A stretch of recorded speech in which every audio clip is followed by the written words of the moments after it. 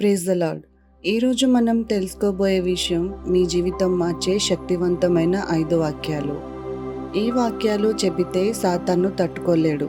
ప్రతి క్రైస్తవుడు తెలుసుకోవలసిన శక్తివంతమైన 5 బైబిల్ వాక్యాలు ఇవే. దుష్టశక్తుల మీద గెలవాలా? పరిశుద్ధాత్మతో నిండిన జీవితాన్ని జీవించాలా? అయితే ఈ వీడియోని చివరి వరకు తప్పక చూడండి. రండి చూద్దాం. మొదటి విషయం, యాకోబు పత్రిక 4వ అధ్యాయం 7వ వచనం. కాబట్టి దేవునికి లోబడి ఉండుడి, అపవాదిని ఎదురించుడి, అప్పుడు వాడు మీ వద్ద నుండి పారిపోవును. ఈ వాక్యం సాతానుకు అసహ్యంగా ఉంటుంది, ఎందుకంటే ఇది అతని పాలనకు ప్రతిరోధాన్ని చూపిస్తుంది. ఇది మనకు అధికారాన్ని గుర్తు చేస్తుంది. రెండవ విషయం, లూకా 10:19. ఇదిగో, పాములను తేళ్లను త్రొక్కుటకును శత్రువు బలమంతటి మీదను మీకు అధికారం అనుగ్రహించి ఉన్నాను. ఏదియూ మీకెంత మాత్రమును హాని చేయదు. దేవుడు మనకు శత్రువుపై అధికారాన్ని ఇచ్చాడు. సాతాను మన శక్తిని తెలుసుకుంటే అతడు భయపడతాడు.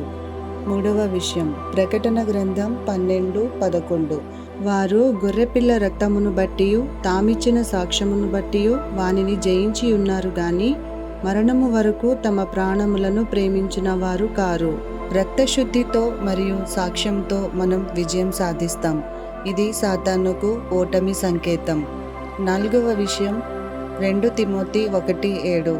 దేవుడు మనకు శక్తియు ప్రేమయు ఇంద్రియ నిగ్రహమును గల ఆత్మనే ఇచ్చెను గాని పిరికితనము గల ఆత్మనియ్యలేదు. భయాన్ని వేధించి మనల్ని బంధించాలనుకునే సాతానుకి ఇది పెద్ద ఎదురు దెబ్బ. ఐదవ విషయం, రోమా పత్రిక 8:37. అయినను మనలను ప్రేమించిన వాని ద్వారా మనము వీటన్నిటిలో అత్యధిక విజయం పొందుచున్నాము. ఈ వాక్యం మన అసలు స్థితిని తెలియజేస్తుంది, విజయాన్ని ఇస్తుంది. సాతాను ఈ నిజాన్ని సహించలేడు. ఈ వాక్యాలు కేవలం చదవడానికే కాదు, మన హృదయంలో నాటుకోవాలి. ప్రతిరోజు వీటిని ప్రకటించండి, సాతానును తరిమేయండి. దేవుని వాక్యమే మీ రక్షణ కవచం. మీ జీవితంలో దేవుని బలం కొనసాగించాలంటే వీటిని పంచుకోండి, ఇతరులకు ఆశీర్వాదం అవ్వండి. ఈ వాక్యాలు మీలో ఆత్మిక బలాన్ని పెంపొందించాయి కదా. మీ శత్రువుల మీద విజయం సాధించేందుకు దేవుని వాక్యమే శక్తివంతమైన ఆయుధం. ఈ వీడియో మీకు ఆశీర్వాదంగా ఉందా? మర్చిపోకండి, లైక్ చేయండి, షేర్ చేయండి, ఇంకా సబ్స్క్రైబ్ చేయండి.